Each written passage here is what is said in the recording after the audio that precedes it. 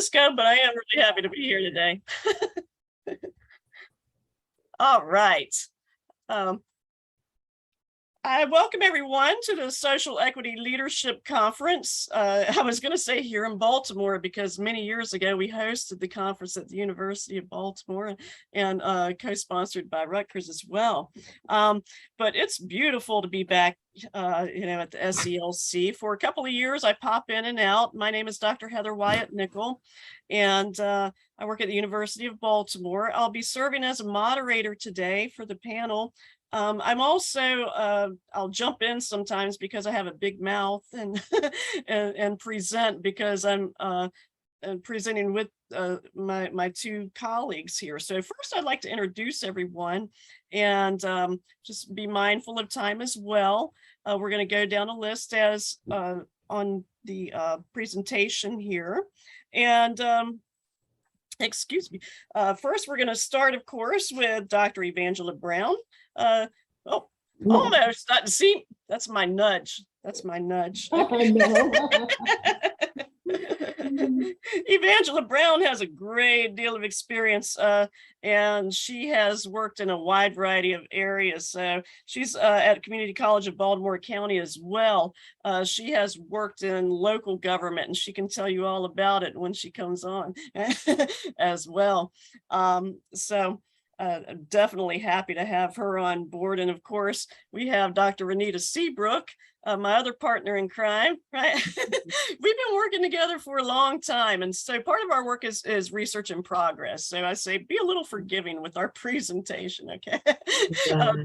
Truth of the matter is it was a paper, it's in revisionary mode, and you'll see why it's going to be definitely be a new revision now.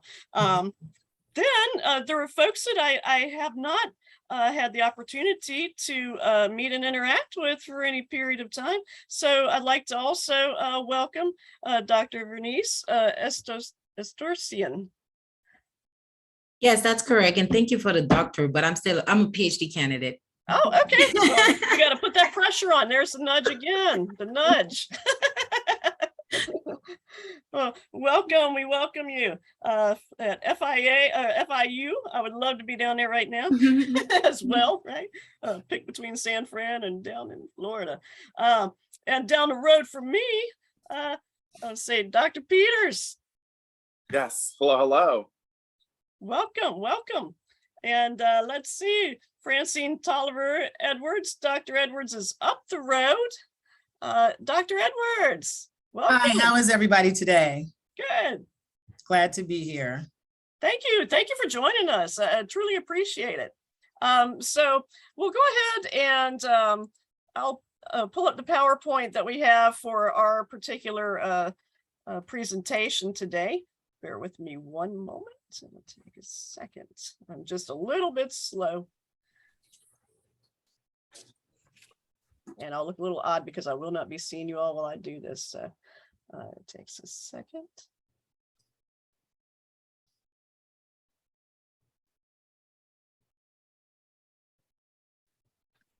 And one more.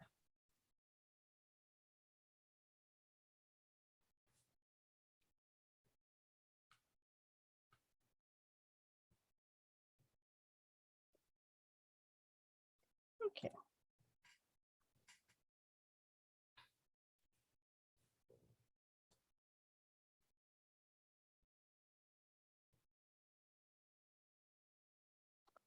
Okay, is everyone seeing the share screen now?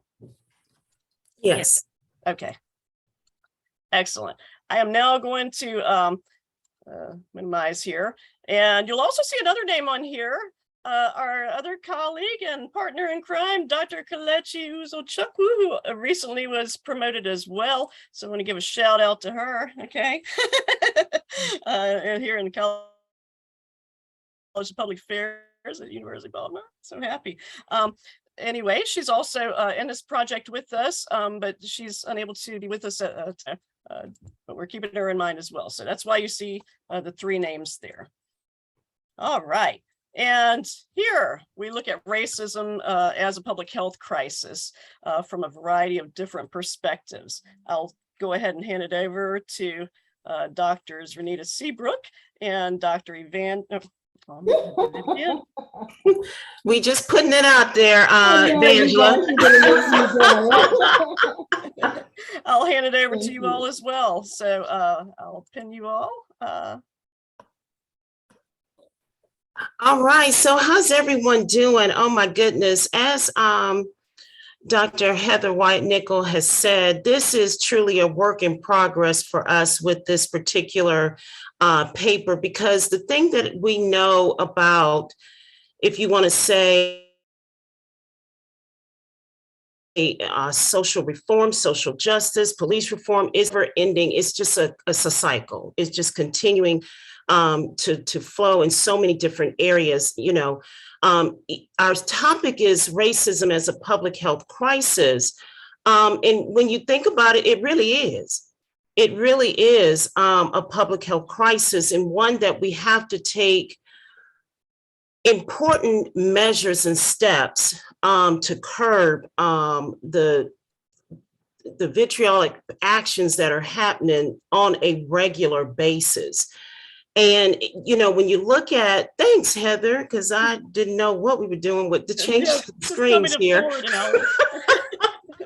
And y'all, I like to have fun, because can y'all tell I'm nervous? I just need to say that, okay? But we're gonna keep it moving. But when you look at this screen here, you're looking at traditional benchmarks of citizen well-being. We have the health indicators, we have the educational, the access to true education for our children, employment is an always talked about topic. When you're looking at unemployment rates, neighborhood indicators, you know, what is our neighborhoods like? Are we getting the resources? Are we dealing with food deserts? All of those things. And then we're also just still tacking on that issue of gun control, and we'll talk about that in a few minutes. But just looking at these four indicators, we still have a lot more to do in providing access to health, education, employment, and making sure our neighborhoods have the resources that they need. I mean, just think about it. Even though we're talking about education and making sure our children have the right knowledge base, they can't go to school safely. You know, we're dealing with Uvalde. We're still bringing up Sandy Hook and other schools that have been, you know, our children are going to school scared. And how can you study, right? How can you feel like you're getting a good education with, you know, even with our children at ages 5, 10, in their teens, when they're looking behind their back, wondering if someone's going to come in that shouldn't be there, you know? You know, are we getting access to good health care? Are our persons of color in their neighborhoods getting access to the vaccines of COVID and so on? So, you know, we're still grappling with all of these issues. You know, we're looking at this slide that says racism pre-post-COVID. You know, in 2010, pre-COVID, law enforcement interactions, we're still dealing with, you know, police officers shooting unarmed Black men, Trayvon Martin, Freddie Gray, Michael Brown, Eric Gardner, and the list goes on. African-Americans still bear the brunt of crisis of police violence, high unemployment rate, health disparities, but still in 2020 and now, racism still is happening. Racism is still occurring. And, you know, I'm thinking about my family. And before I go into this slide, Heather, I got to share about my family, part of the Mother Emanuel massacre in South Carolina with Dylan Roof. Felicia is my first cousin that was there at the church. Tawanza, her son, my second cousin, who got killed. We are still dealing with situations, and we get to this slide, gun violence at the hands of white supremacists, 18-year-old boys, white boys, going into our areas and shooting, killing us.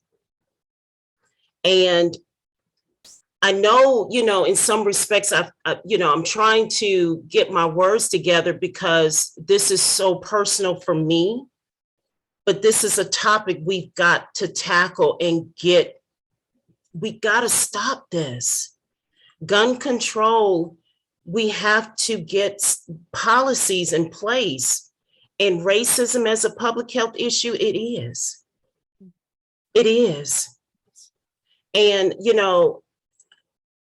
when you think about conferences like this, and you have to, I don't know, speak politically correct, but then my emotions get in because this is so much of a topic that's near and dear to me, but it's really getting to the heart of what can we do as a nation collectively. Thank you so much, Lisa. How can we as a nation really get to the heart of the issues and tackle the very issues? Why do we still have racism today? What is it about my skin color that makes you angry? What is it about me as a person, and because I'm Black, makes you angry enough that you get a gun in your hand? You specifically go to a place of business, a place where young and old shop at Tops grocery store, the only grocery store in the neighborhood, going on a Saturday when they had time to run their errands. And then you've been casing out, strategizing how many you wanted to kill that day. That is a problem. And what is it about my color of my skin that you hate so much, that you meticulously planned? And then you say mental health illness. No, they're crazy. Mental health has its place, but that ain't it. That's not what, in my opinion, y'all, this is me. This is my opinion. And yes, I need to be talking in a doctor tone, but that's not mental health. That's just evil. And you've been taught, trained at an early age to be this way. And so now I go back. Let me put the doctor hat on. Okay.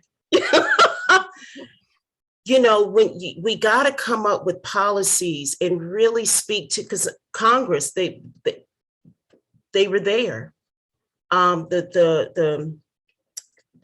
They had both, I think, I'm getting my thoughts together, Uvalde and the New York at Congress today, speaking their heart about gun control legislation, about how their families are still dealing with the loss.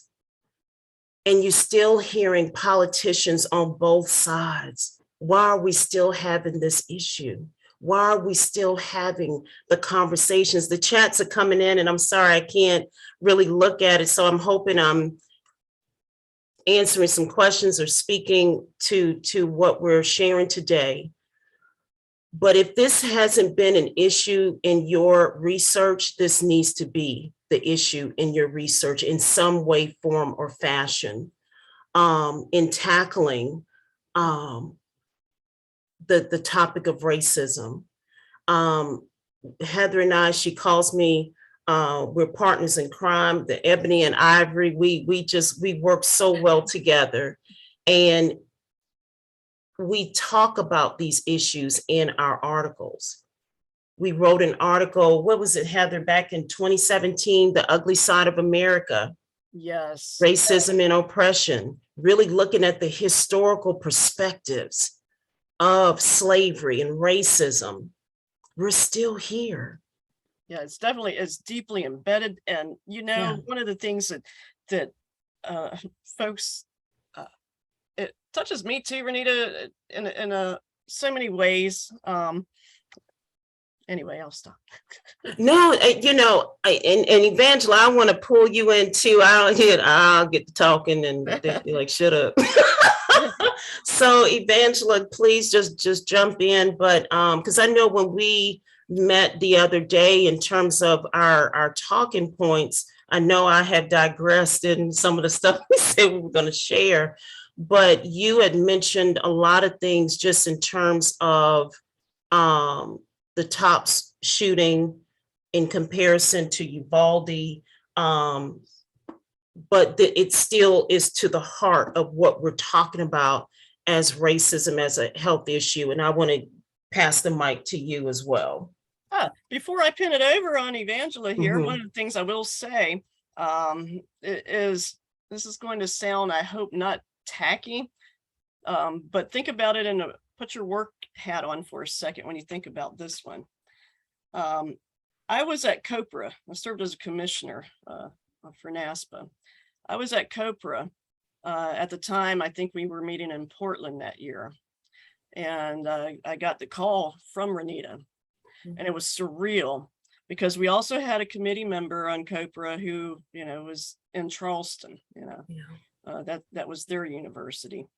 And we both were just, we were still processing and couldn't believe that all of this was happening.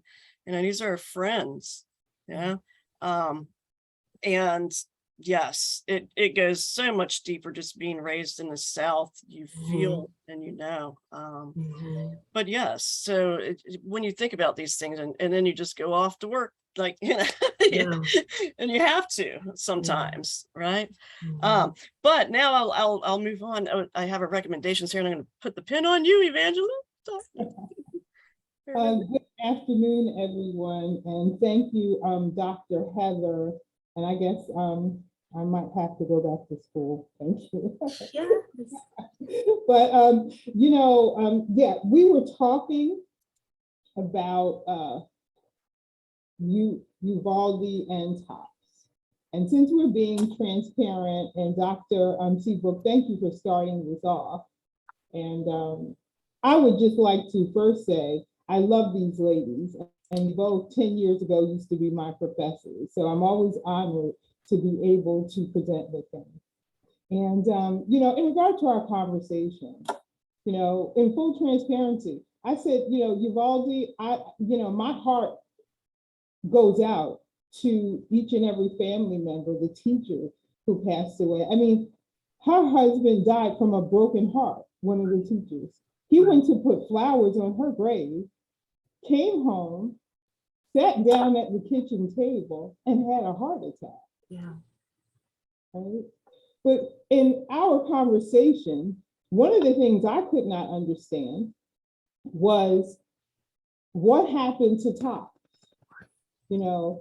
These elderly Black people primarily, they're forgotten about. I mean, they're both of the majority of people in these shootings. I mean, Uvalde, they were Hispanic majority. I'm like, what happened to? I mean, it's like, to me, it was gone away from the news. Right? And these were, one woman, she had just came from visiting her husband in a nursing home. It's another one, a man was a police officer. And I understand that these were children, but that was just a question that we talked about. So I was very pleased. I don't take anything from each situation because they're both horrific. But I guess somewhere inside of me, being a Black woman, I don't know what it is. It made me think, why is no one raising millions of dollars for these families? They're helping the other families, but why are they not helping these families?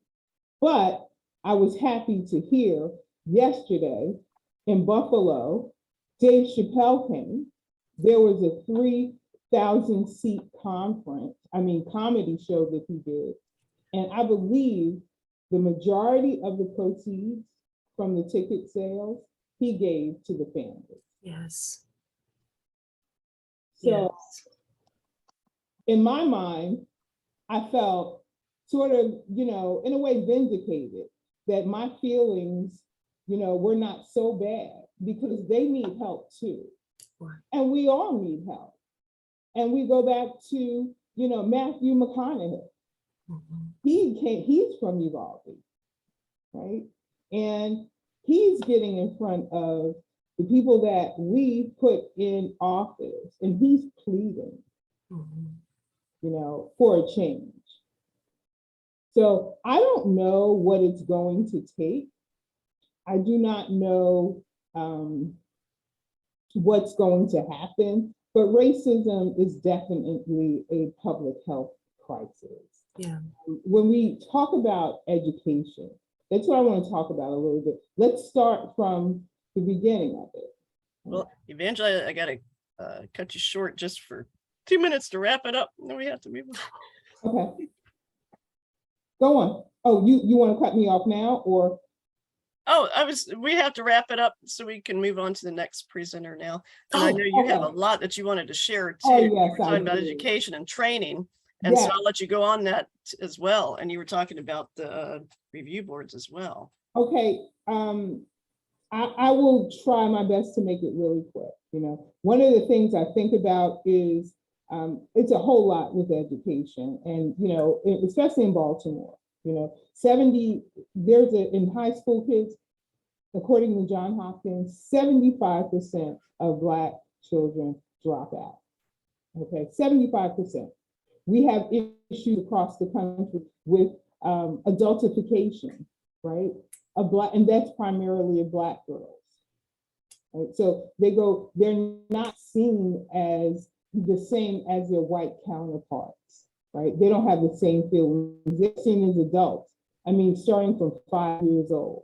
There's a paper called, and it was on my Georgetown law, Girlhood Interrupted.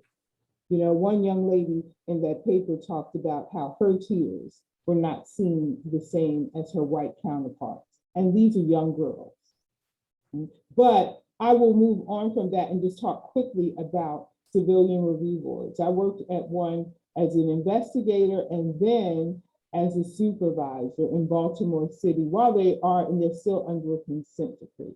Now, the 21st Century Report on Task Force and the second pillar from our former President Obama, he recommended in the group of people in that final report that oversight was needed.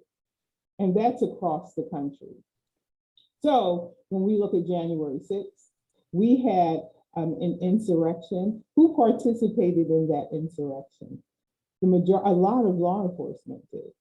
So when we talk about racism as a public health crisis, we have to get law enforcement in order in this country first.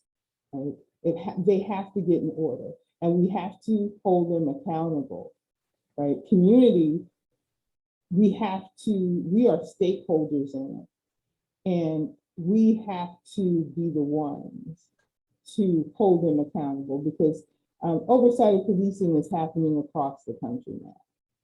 Right? And I think that in order to quell this public health crisis a little bit, that's going to be one of the recommendations that I would say, and a lot of organizations are putting in place that will make a significant change. Oh, thank you. I'm going to wait to ask the questions until the end. I see several questions have come up and comments that have come up in the chat.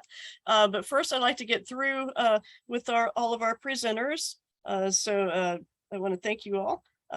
Now, Vernise Estorcien is going to present, and we're going to call her soon-to-be doctor. So bear with me while I pull up the I can share screen if that's okay. What's that? Yeah, Yes, I okay. think I, You give me control. okay. Bear with me. Alrighty.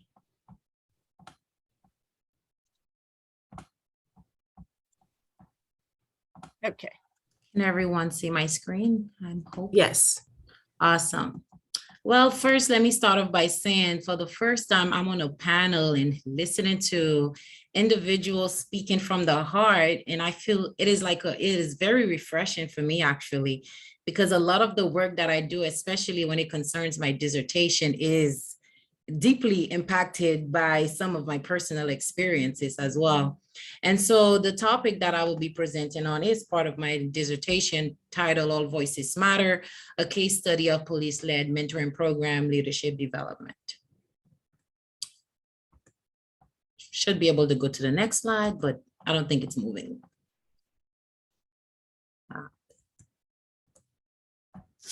All right. Maybe if I slide up, okay, I have to slide this way using my thing, but it's moving a little too fast for me. Okay. So what I'm going to do is basically following some sort of regular format. We're giving you some background and context of the study, a little bit about what the literature has to say, where I see a gap in the literature, as well as the purpose of doing this study and the research question that I'm trying to answer. Also the theoretical framework that I'm using, and then I will go into the methods that I use and the findings, as well as a brief discussion and conclusion section. And so a little bit about the background or my background. So my research interest is definitely influenced by my personal and familial background growing up in a low socioeconomic community in Nassau, the Bahamas. Well, some people call it the ghetto, where I was exposed to gun violence in that community. And so that also has led to a professional interest in helping youth impacted by gun violence, or we can say at-risk youth or at-promise youth. And also, when I first started my PhD program, I became deeply involved with several police agencies within the Miami-Dade and Broward County, where they had a youth program where they target youth specifically targeted by gun violence. And so I went on several ride-alongs with individuals. If you know the Miami-Dade area, you may have heard of Liberty City, where is a high crime area. And so through those ride-alongs, I began to see a lot of kids within those communities who didn't have the opportunities that they should have to succeed academically, or their behaviors was really negative. And so I started to participate in this program. Eventually invited me to join their board because I really wanted to really understand, what are you guys doing to really show that these programs are effective? So not much was being done. So that's when I was asked to join their board as a graduate researcher. And so other research interests of mine are in the public and nonprofit management, citizen and state interaction through the lens of police youth engagement, as well as social equity and race. And so a little bit about the context of this study. So this is a youth program within the Miami-Dade County, where it was implemented to fulfill the need for youth impacted by gun violence development and delinquency prevention. So participating youth or between the ages of 12 to 17 years old. The program, it is administered by police officers, or known as a program director or manager, who oversees the program development. And also you have other board members who help them with the management of the program as well. And so when I look at the literature, we see that there are several benefits of mentorship program, which can help with enhancing youth character, their life skills, as well as academic achievement. It can also strengthen officers' relationship with youth or alleviate the tension that may exist between them. It can also protect the youth from drug use, gangs, school dropouts, and teenage pregnancy. But what we don't see is that there is a gap in what research has been done in looking at the relationship between that police officer and the youth, and how that is really impacting program outcome in terms of the youth academic performance, their behavior, as well as their social skills. And a lot of studies have also focused on either the individual level or organizational level, but for my dissertation, I'm looking at both the individual and organizational level. And so the purpose of this paper is to gain a deeper understanding of how that relationship impacts program outcomes from the program leaders, the mentors, and mentees perspective. And so the research question I'm asking here is, how do the mentor-mentee relationship influence the success of police-led organization? And so the theory that I'm using is the social capital theory, which is what I'm using to understand how that relationship impacts the youth outcome. And so the notion of social capital has been conceptualized and operationalized in various ways. And one of the ways that it has been conceptualized is in terms of the SCT being seen as a connection between individuals, and within that network norms of reciprocity and trustworthiness tend to arise. So then in the context of the police youth program, many of those participants, referring to the children impacted by gun violence, are failing academically. And so within that network, or the networking relationship that they are able to maintain with the officers, they are receiving assistance with their academic performance, their behavior and support, which is needed or which they don't have because of that community that they're in. And so then that theory has the potential to really reinforce that positive youth behavior and academic performance through those relationships. And so this case specifically, some people may ask, why this case? Because they've heard of other youth programs such as the Police Athletic Leagues, Police Explorers, but these programs, for example, the Police Explorers is geared towards youth who are performing well in school and or may be interested in going to law enforcement as a career path. So this picture here is when my first year in a doctoral program, where we actually went into the community to see the condition that those youths were in. And so we were trying to I was trying to embed myself within that community to really get that understanding, because I feel like no one can really explain it other than the person going through those situations. And so this case I thought was an example of the police program specifically targeting those kids and managed by the police themselves, and also the mentors and program leaders of the program, all the officers as well.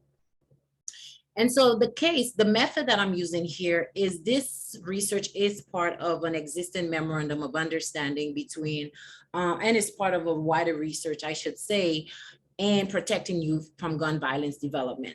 And so what I did, I conducted 40 semi-structured interviews with individuals involved in the program, such as the police officers and the children. 15 of those were the kids. I reviewed several of the reports when it concerns annual reports as well as program documents. I went into the communities, participated in their event. And then, so the approach I use is an inductive qualitative method approach, basically. And so I use the in vivo 12 to really analyze those data. I know we're very short on time, so I'll go into the findings. And so 4 major themes that I'm going to discuss. I'm going to share with you some of the participants' demographics that participated in the interviews, what the program leaders had to say when it concerns the selection and hiring of the officers mentoring the kids, and also how the officers' previous background and experiences influence how they mentor the children, and also what are some of the benefits that the kids say they obtain from those relationships. And so here we have the participants' demographic. When it concerns the officers, I interviewed 25 of them, 14 were female, 11 were male. Here we have their race.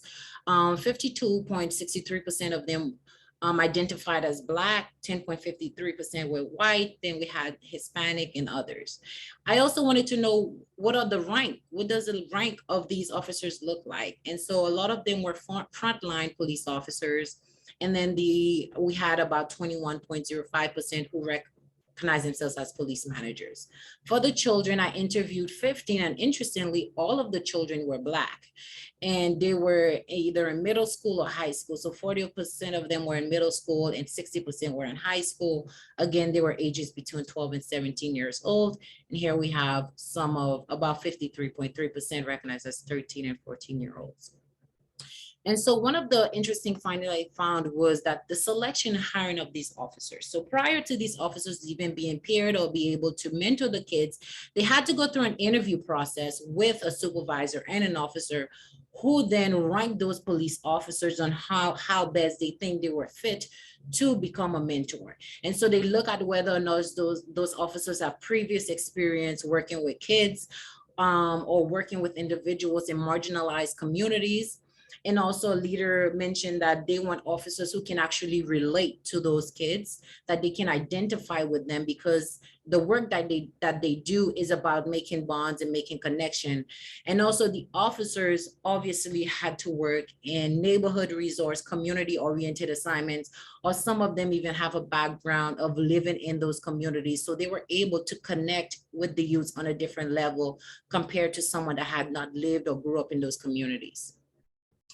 And so another finding was that the officers' previous experience, a lot of these officers mentoring the kids have experience teaching. For example, MMT7, which means a male mentor 7, explained how his 8 years of teaching experience facilitates listening, connecting with parents, and offering advice to at-risk youth. This officer specifically was a high school teacher before transitioning to becoming a police officer. And so he has that experience where he can reinforce that hard work ethic and feeling of confidence in the youth who are beginning to lose that foundation or beginning to feel like they weren't able to keep up with their classes. And so in between state correction, another officer said, I was a substitute teacher. So this was a female officer who said this. And another one mentioned that it was his ability to lead by example, make people laugh, and his coaching and referee experience. So these individuals have experience working with children before being a mentor. And so one of the last findings here, I think, yes, the last one before we go into the discussion, is that the mentees, when I spoke with the children, I wanted to know, how is this program impacting you? So the mentees actually benefit academically and behaviorally because they were able to build that bond with the officer. And so one of the mentees receive assistance with their homework. I can give more detail, but because of time, I won't. But those officers will pick up the kids right after school instead of them going home. So there's another process that they go through as well. And so the kids receive assistance with their homework. They are taught different professional skills.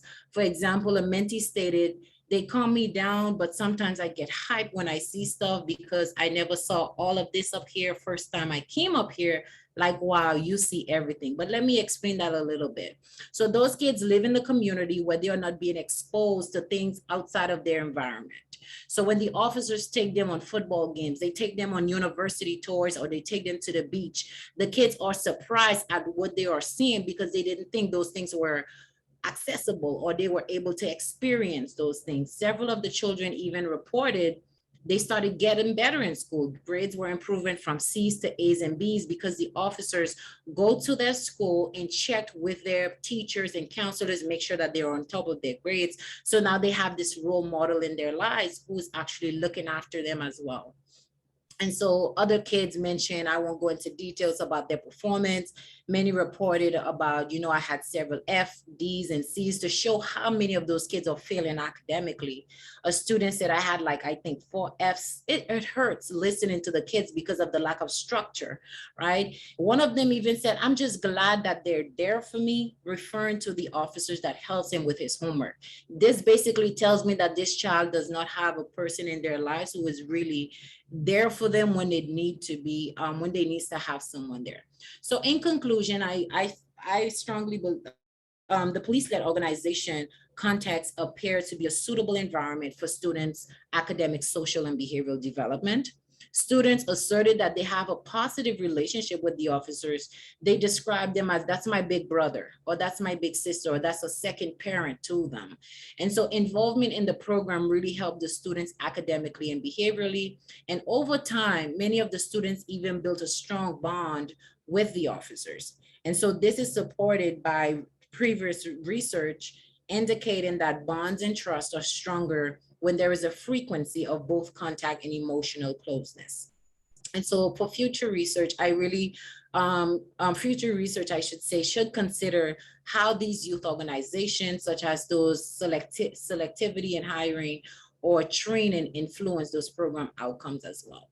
And so here I have my information if anyone wants to reach out, but I'll stop here and thank you so much for this opportunity to be able to share my research with you all. Thank you.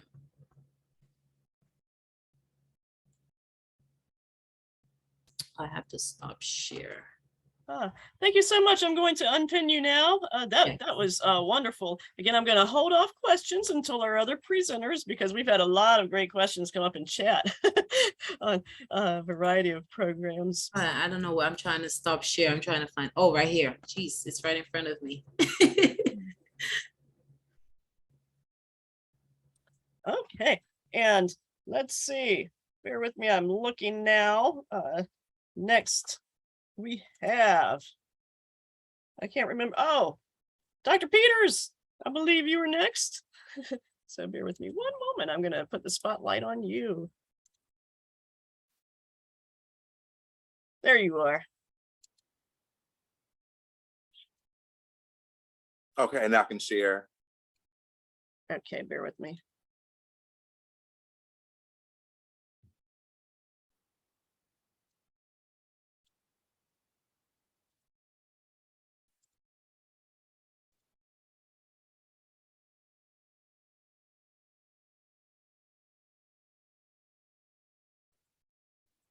Are you able to share now?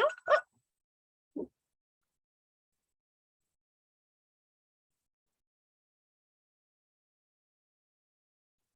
Apologies there. There we go. Beautiful. Are you pinned?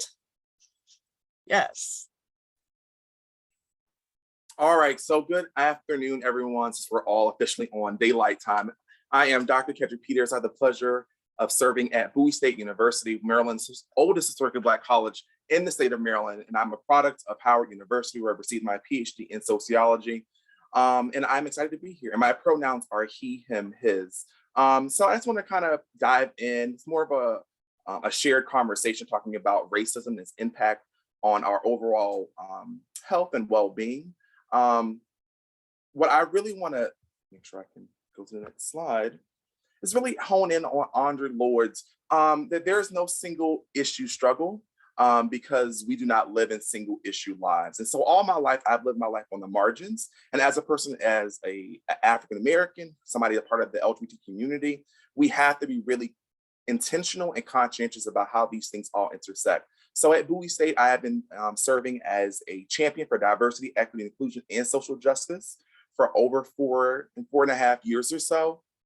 But I've been a product of dealing with microaggressions and macroaggressions at my predominantly white institutions. When I go into certain communities, when I drive across the bridge of Virginia, I deal with that hypertension and other issues, thinking about the police. So this is very, without a question, I have an invested interest in this topic because it's an issue. And regardless of our pedigrees, those of us who have doctorate degrees or have access to, safety nets, we're still Black in America, and these things really have an impact on us. But it's not just based on race, it's compounded based on income and all the other variables that our other colleagues noted earlier.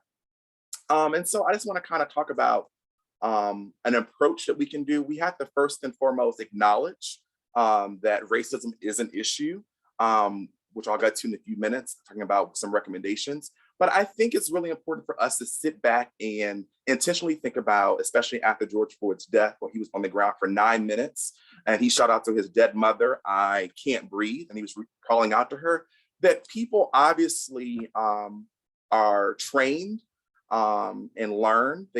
So racism is a learned behavior. As a sociologist, we know this. And so what we don't do enough in the K through 12 setting, or maybe before people get to kindergarten in the household, people don't have these conversations. So when was the last time you were the kid standing up outside of this circle? And thinking about colorblind, me being sensitive to diversity, if you can't see the slides because it's in color, the kid standing up in the shirt, okay? How often are you the kid standing up outside the circle? On the contrary, how often are you kids standing, how often are you the kid standing up outside of the circle? Okay, so the first one, when was the last time you were the kid standing outside the circle? The second one is, when was the last time, how often are you the kid standing up outside the circle? And then lastly, when was the last time you were one of the kids sitting inside the circle? So we're talking about racism. We know that in America, there's a social contract that started in 1619 to present, or a little before 1619, according to some other research. But we need to be really thinking about, if you are a person sitting inside the circle, okay, don't think that's an issue for them, but what's your ownership in looking back to the kid standing up outside the circle, okay? So I think without a question, we have to look at this public racism as a public health crisis. through a diversity, equity, and inclusion and social justice lens, and being really intentional about that. So these are some thought-provoking questions you should be thinking about consciously. I just finished reading White Fragility. I think that's a great read. And I think that a book does not just apply to racism, it applies to all of the isms, sexism, homophobia, all those isms. So you using a proxy, saying, my best friend is a Black, or my best friend is gay. My mother is a woman, but I still can be sexist. So what we need to really dive into thinking about the blind spot, which is one of the great books that Harvard implicit bias test highlights. We really have to own our biases that we possess, regardless if we are good people overall, okay? So here's an activity that I kind of do with my first year students as they come to Bowie State. We kind of go through these cultural identifiers. So think about what things do you think about the most, okay? Okay, on the contrary, which one do you most identify with? And that's not fair, obviously, to make you choose just one identity, but which one do you think about the most? Now, at the very bottom of the last question, I think this is the one that really stands out to me. If none of these things make you feel a certain way, okay, if you feel like you always belong, you never felt alienated, what does that mean to you? That means you might have access to privilege and or resources that you can tap into.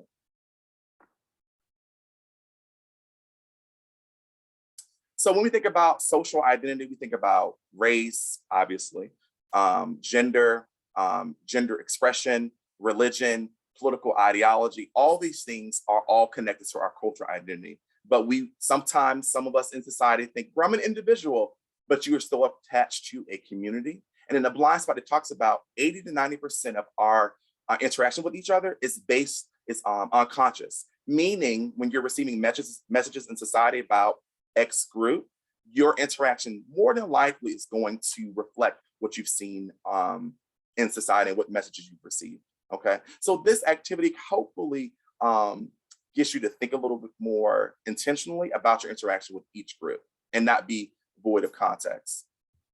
So we can see here, history is not the past, it is present. We carry our history with us. We are our history. If we pretend otherwise, we're literally criminals, James Baldwin.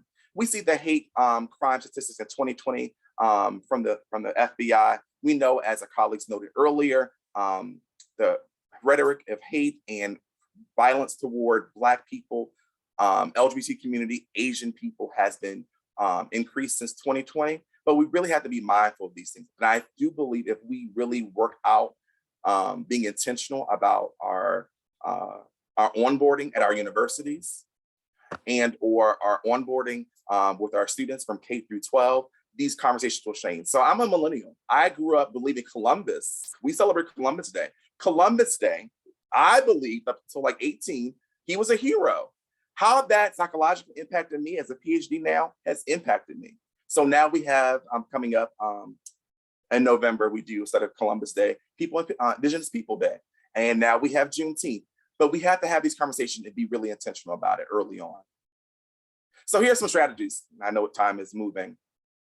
We have to, over 32 cities and townships in the state since George Floyd was killed, it took a Black man to be on the ground for 9 minutes and be recorded, but now it's officially a health crisis. I do believe, if my memory serves me correctly, Colorado was the first state in 2019 to declare racism as a public health crisis. So that means more resources can come to your communities to address these issues. We need to, at a federal level, like Congress is working on other bills, we need some official strategic plan about racism. We know that by 2042 in America, majority of people in the states will be people of color. And so what does that mean? We can become the new South Africa where the majority of people are colored, but the resources and the disparities still persist. And then equally important, the K through 12 piece, I think is so critical. Critical race theory and 1619 Project. If students become elevated and informed early on, we know that this will have an impact. Hence, we see legislation across the South and across the nation where we're seeing that pushback because people don't want this narrative to be present. And that is it for me. Thank you. I'll remove your Stop sharing. Oh. There we go. All right. Next, Francis, where did you go? Oh, there you are, Francine Edwards. I'm I- not a presenter, I'm the discussant. Okay. Are we at that point now? Forgive me. Yeah, before we start, yes, one of the things that I would like to jump in, and yes, I believe we are at that point because there are so many questions that are coming up in chat, and so there's a lot of beautiful conversations that can be had around all of this. I'll just take advantage as a moderator. Your last presentation, Dr. Peters, we have to go down to Buckrow regarding 1619 project because we're on the same page there, right? I grew up in Hampton, right? So it's real. And also, the other piece is we also agree, our panel does too. We put together the same thing, right? The same recommendations. So we're like-minded individuals here. So now I'll shut up and I'll turn it over to Miss Edwards and we'll start addressing some of these questions that are coming up in chat. Yes, I don't even have a lot to do as a discussant, but I want to say to Dr. Peterson, I am a fellow Bowie State alum and Howard alum, so I'm cheering for you and your work. It's just great to hear. The one thing that's the common thread in all of the presentations for me is the discussion about the legislation and action plan and those sorts of things. And so one of the questions that I wrote when I was prepping for this is, you know, in some of these situations, we have grassroots movements that are a real catalyst locally or a catalyst for community change. But all of our presentations talked about some federal initiatives and federal action. How do we bring about that national policy? How do we bring all these grassroots efforts together to really affect change? And I know a few folks of our colleagues put in the chat, we're talking about looking at it from the impact of those people who are not people of color. How do we bring them on board to be a part of this process? How do we really affect change at a federal level when sometimes the needs are different across the board? The goals and the objectives are the same, but the needs are different. So if anyone can respond to that. I don't know about you, Heather, if you want to go to the top of the thread and start some of that discussion, because it's been some really great discussion, but I'll put that out there as the first question. Yes, bear with me. I was checking gallery view for any hands raised. We do have a question from Dr. Evangula. Nope, third time, see, from Evangula. What is your question? No, actually, it isn't a question. It's in response to what Ms. Edwards was saying. It's not on a federal level. However, I can say that in the state of Maryland, and Maryland had the strongest law enforcement officers' Bill of Rights in the country. And there were over 50 organizations, some grassroots organizations, and they formed a coalition. Right? The entity rather that started it was the ACLU. I'm sorry, what? The American Civil Liberties Union. Oh, okay. So I'm deaf in my ear. Yeah, I'm sorry. They started it. The Civilian Review Board joined in, Leaders of a Beautiful Struggle. They went to there's 23 counties in Maryland. They got support from most of the counties in Maryland. And the Law Enforcement Officers' Bill of Rights was repealed 2 years ago. They're still working on getting replacement language, but I think, a similar way can be had, with the formation of different grassroots organizations, getting a company, an organization like the ACLU behind it, because they deal with federal policy as well. Right? But you just have to have the mind to actually keep reaching out to people, and you'd be amazed. Because if you can get rid of one of the strongest law enforcement officers' Bill of Rights that started in this country, it can be done on a federal level as well. Thank you. Thank you. I don't know, Heather, if you want to, should we go? I was going to answer your question too. Oh, go ahead, Dr. Peter. So thinking about our students, so goes our students, so goes our universities, those of us in the academy.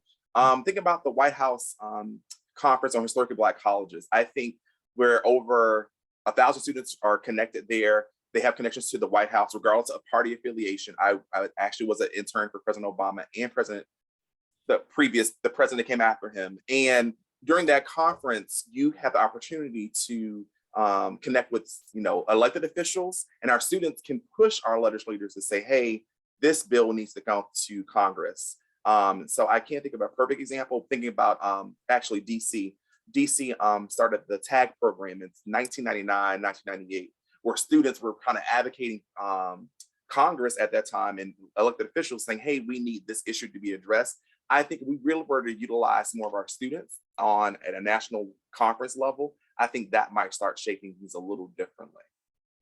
I think it's important. I did my undergrad at a PWI and I got my master's and my PhD from HBCUs. And I think it's really important because you don't get that exposure as a student. If you're a student of color at a PWI, you might not get that exposure.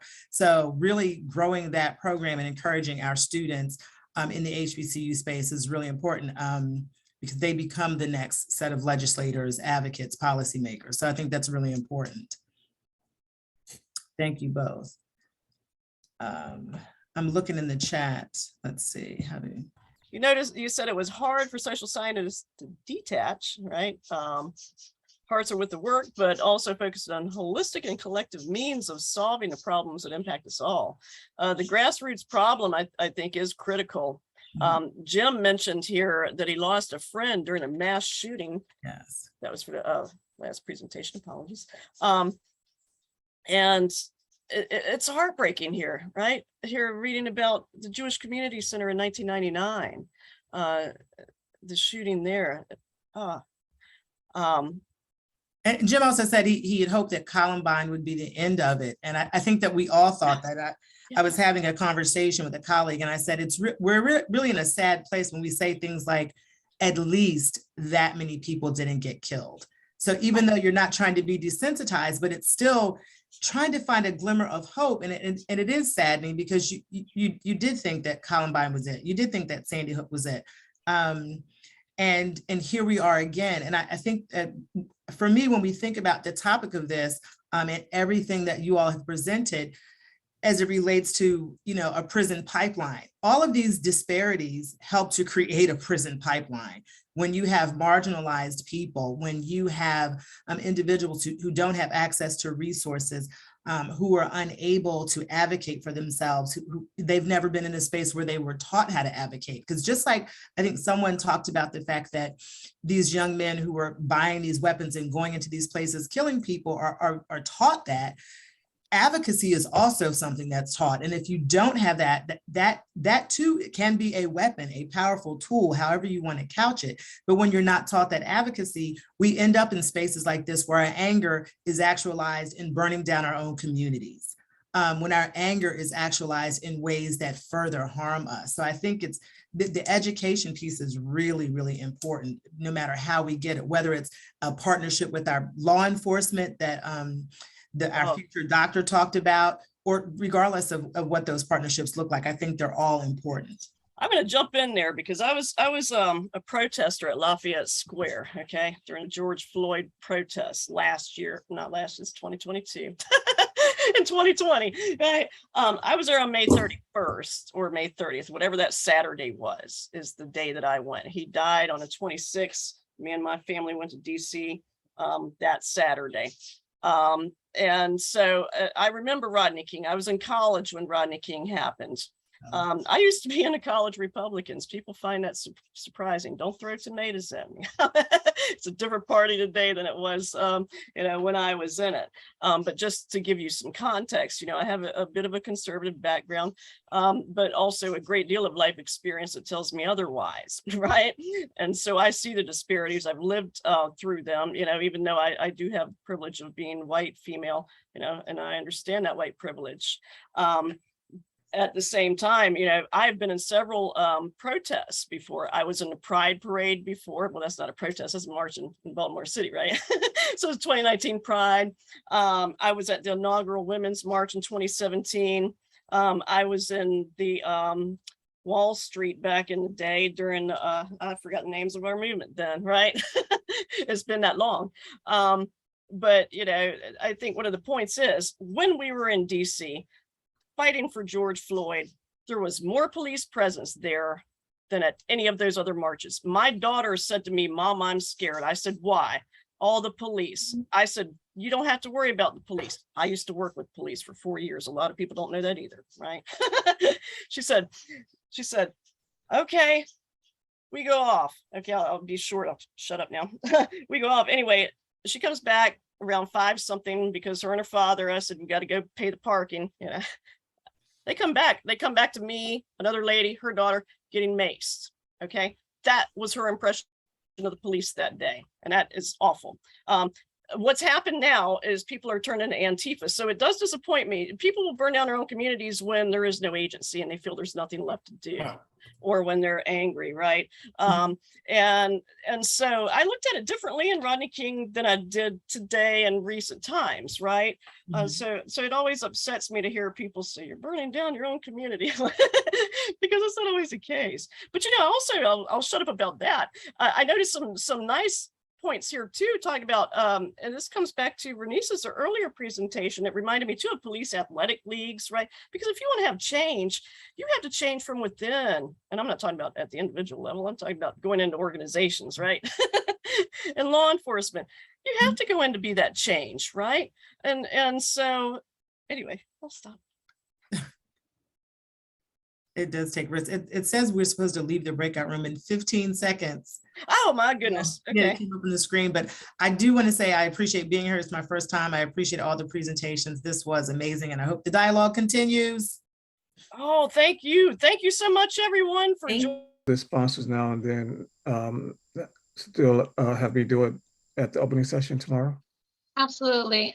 We just want to take this opportunity once again to thank our generous sponsors who without their support, this conference would not be possible. Starting first with the University of San Francisco Massagon School, Graduate School Management. Also the China Business Studies Initiative at USF, the Leo McCarthy Center for Public Service and the Common Good, the USF Institute for Nonviolence and Social Justice, as well as our institutional sponsors, California State University, Monterey Bay, Grant Thornton, University of Delaware, Biden School of Public Policy and Administration, North Carolina State University School of Public and International Affairs, Rutgers University of Public Affairs and Administration, Newark, the University of Southern California Sol Price School of Public Policy, the University of Connecticut School of Public Policy, the Cleveland State University Levin School, Old Dominion University, the ASPA South Florida chapter, which is the American Society for Public Administration, as well as the ASPA section on democracy and social justice, and the LGBTQ section. We'd also like to acknowledge Virginia Commonwealth University, NASPA, the Network of Schools of Public Affairs and Administration, Keene University, the Historical Black Colleges and Universities Northern California Alumni Association Coalition, IAP, Rutledge Taylor and Francis Group, Florida International University School of International and Public Affairs, and the Maurice Ferré Institute for Civic Leadership. And last but not least, the University of Illinois Springfield School of Public Management and Policy. Please join me in thanking them and acknowledging them for their support. Back to you, Dr. Johnson. Thank you, Dr. C. That was great, and we certainly do thank our sponsors and individual donors, and we will again acknowledge them during our opening session on tomorrow at 8:30. But for now, I think the schedule calls for a break, right, Dr. C? And then we'll come back and have a very exciting plenary session with the China investments in global economies in turbulent times. Yeah, and that that special plenary session will be opening up in just a few minutes in the breakout room. In the meantime, we hope that you will enjoy this video from Napa. Just a moment. Thank you, Dr. C. You're a natural at this stuff.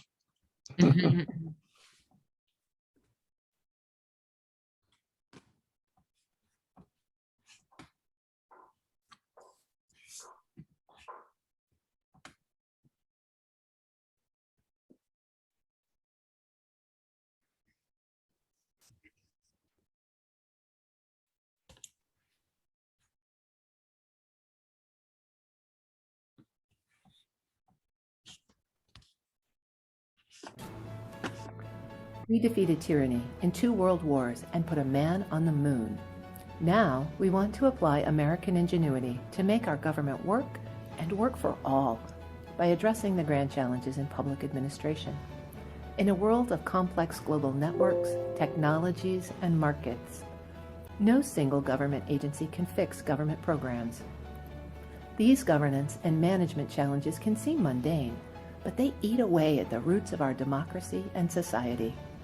America needs effective approaches to help our government solve complicated problems and deliver better results.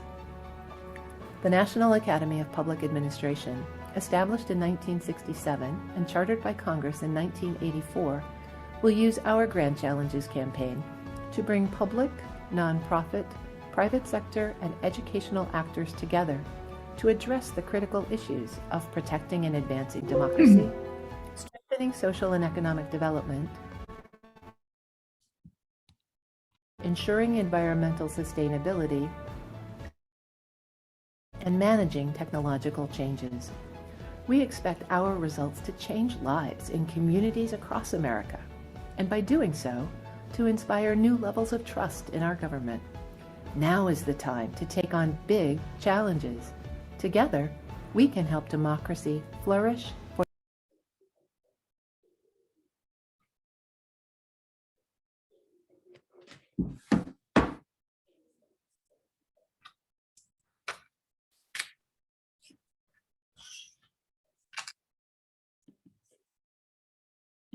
So the breakout rooms are now open. There's only going to be one room, which is for the special session, which is on the China's investment in global economies in turbulent times, sponsored by the University of San Francisco's China Business Studies Initiative.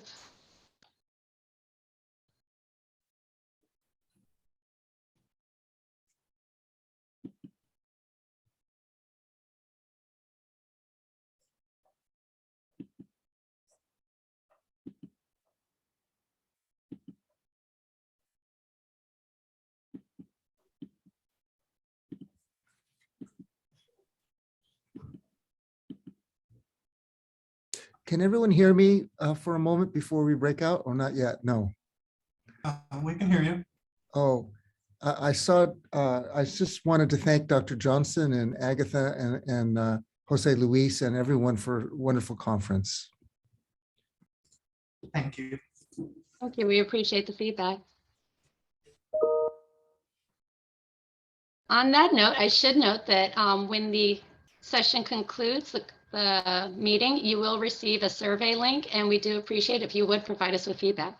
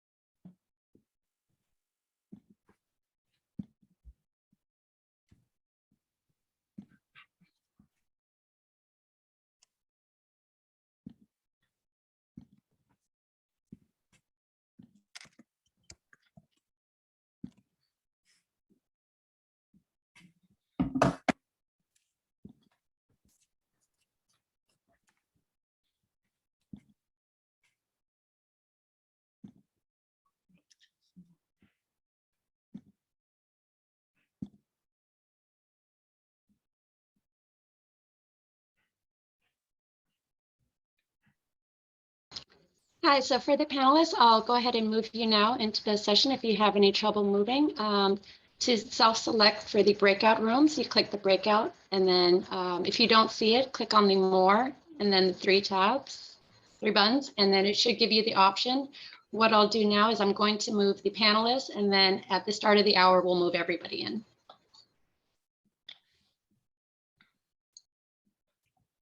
Are you able to?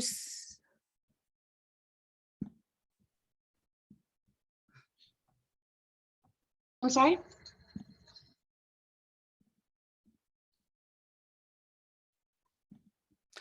Are you able to see my share screen? I am. So I'm going to move you into the breakout room where you'll be able to share the screen inside the breakout room. Oh, For okay. the So plenary discs. not here, huh? Okay. Yeah, I'm going to go ahead and move you in now. Yes, please. Awesome. Thank you.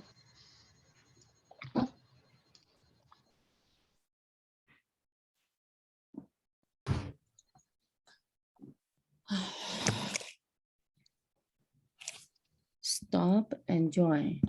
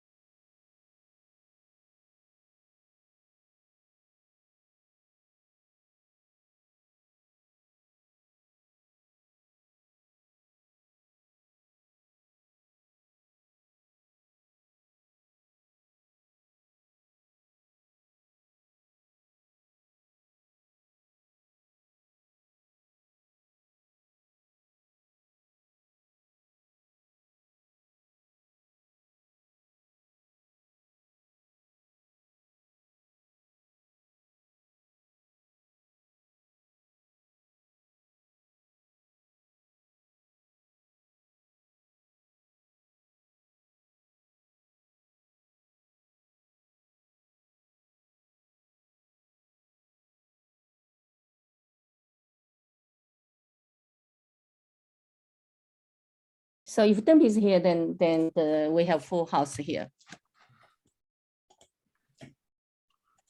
So how do you have? Do I need to? I think. Do I need to write an email to Deng Ping and? Yeah, let me see if I can actually call him. Okay. We have 4 minutes to go. Perfect. Thank you.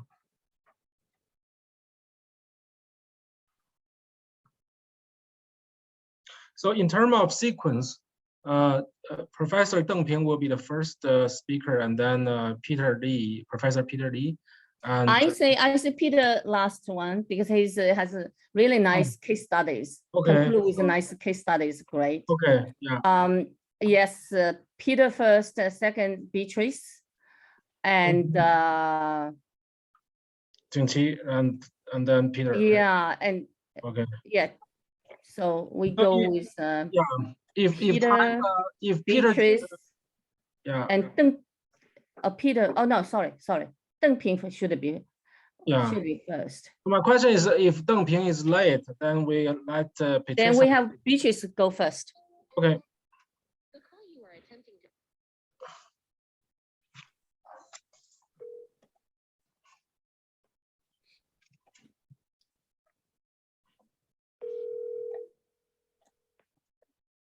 I am calling him.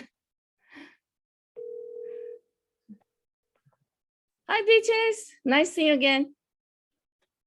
Nice meeting all of you. Jing Chief first time. Hi. Thank you for making time. I know you're in China, right? No, No, I'm you're in in London. UK. Yeah, London is yeah, evening. Okay. yeah, it's So evening. not as bad as it would be China. Yeah. No, yeah. I just put my my kids to bed. So. Okay. Are you coming now? Waiting for you.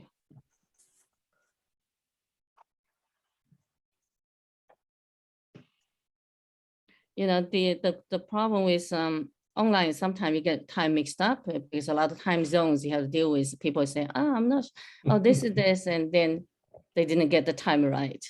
So I did send him a note. I'll send an email again here. Oh, we have 2 minutes to go.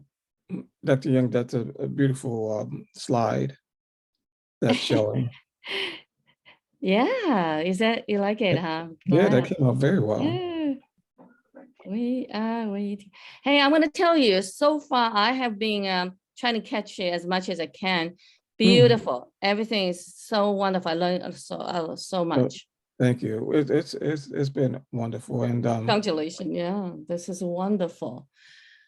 But now we're looking forward to this great plenary. So yeah, well, I sort of, you know, so switch a little bit, but let's see how we can actually play into the wonderful conversations which have been going on this morning. Which really, I must say, very few places have explored the intersection between Chinese outbound FDI and the DEI, you know, issues. Or maybe, can we call it the DEI movement? I would like to call it DEI movement. You know, it is actually, in a sense. So we will probably go with, and Deng Ping can come at the end, okay? So Beatrice, I think you will be natural person to go first, and then we will have Jingzhou and then Peter. So let me know, organizers, chairs, anytime you're ready to start, we will. Hi, Xiaohua. I don't know whether you can hear me or not. Just now you say I will be first, right? Deng Ping is here, right? Yes. Okay. Deng Ping here now? Yeah. Okay, oh, yeah. We were worried that you might forget the time. No, last night, yesterday I already sent the PowerPoint slides to Winning. Yeah, I received it. Yeah. I know you were, you know, I know you know, it's all on your just simply too busy. Excellent. So you go first. Okay. So let me then, chairs, let me know. You give me a signal when I can start. Okay. Richard. If you're ready, we're ready. Sure. Yep. And it's recording, so you're all set. Okay. Well, good afternoon, everyone. I want to, first of all, I really want to congratulate the organizers. My colleague, Dr. Richard Johnson III, and his team for organizing this, this monumental conference. As far as I know, this is one of the very first on DEI, movement.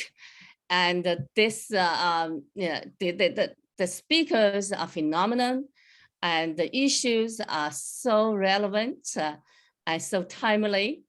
My hearty congratulations to you and your team for organizing this wonderful conference and showcasing, our own university as well, University of San Francisco.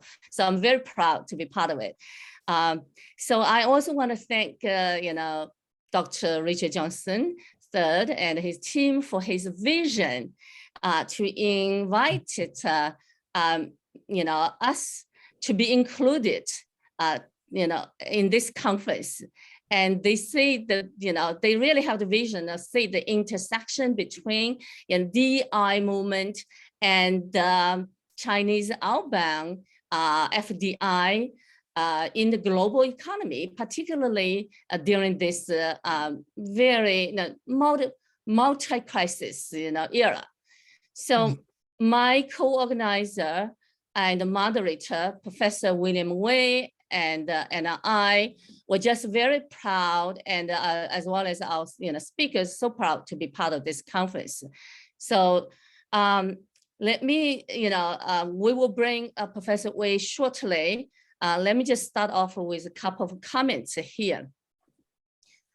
Today, we're facing a world full of volatility, uncertainty, complexity, and ambiguity, or we call it the VUCA.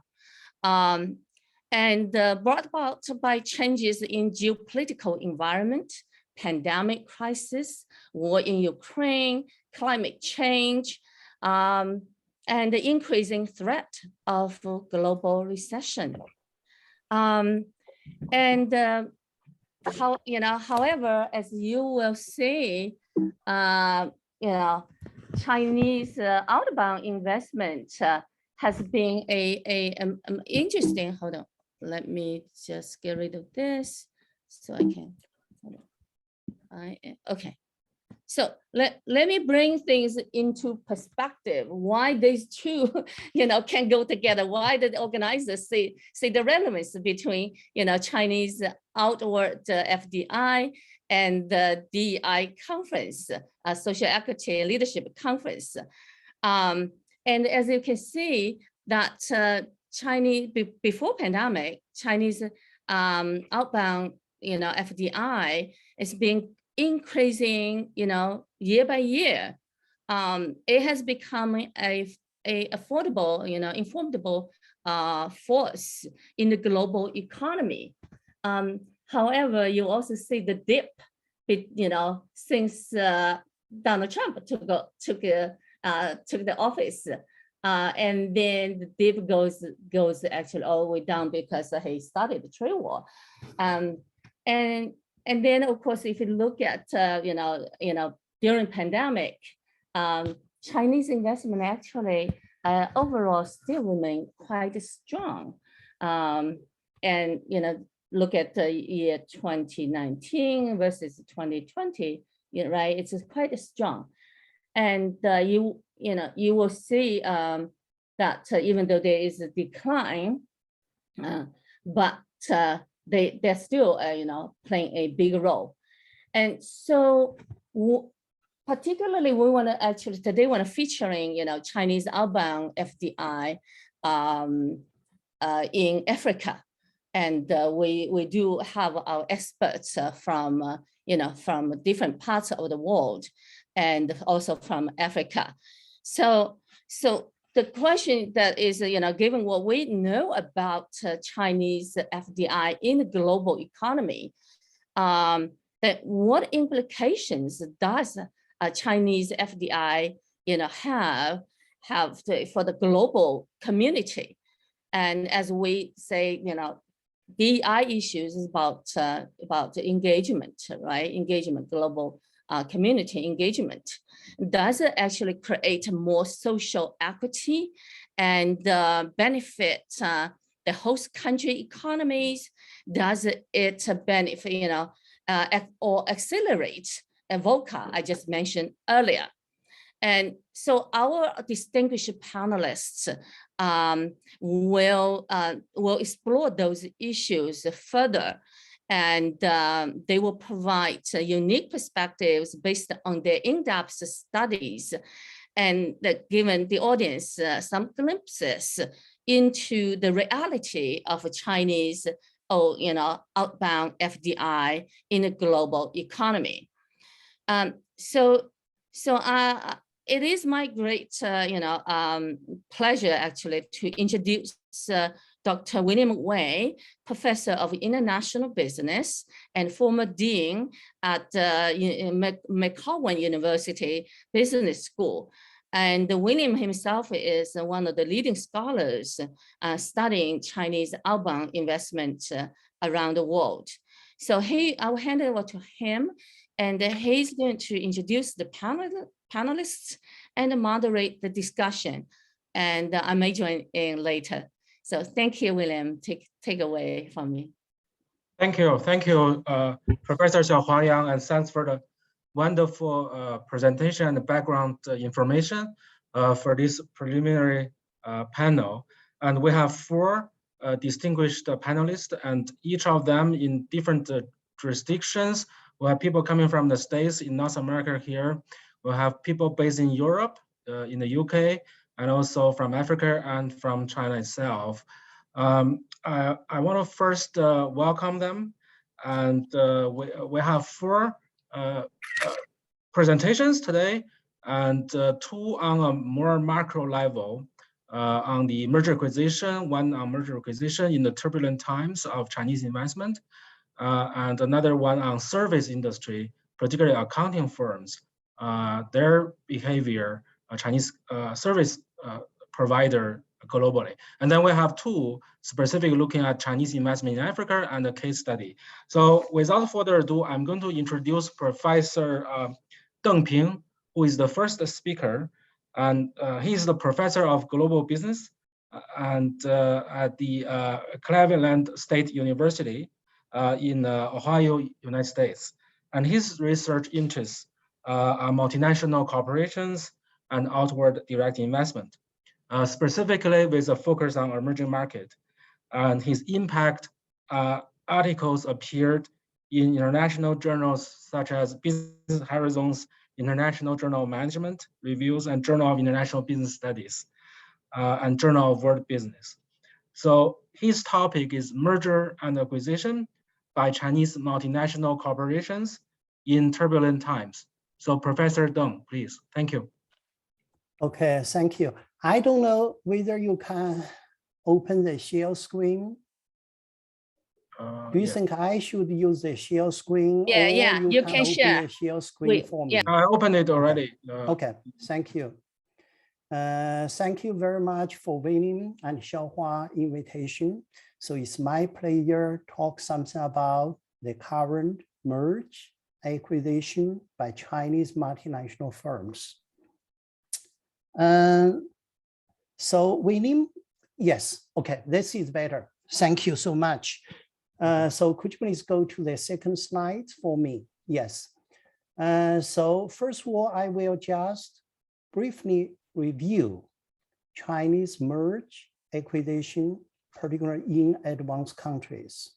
As we know, in the past 30 years, China has been consistently top international acquirer around the world, largely because China is the world's largest emerging economy.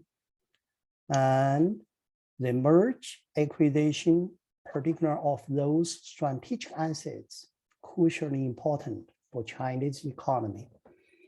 As one of the biggest emerging economy, China does share a number of those characteristics of other emerging countries, but has many distinctions.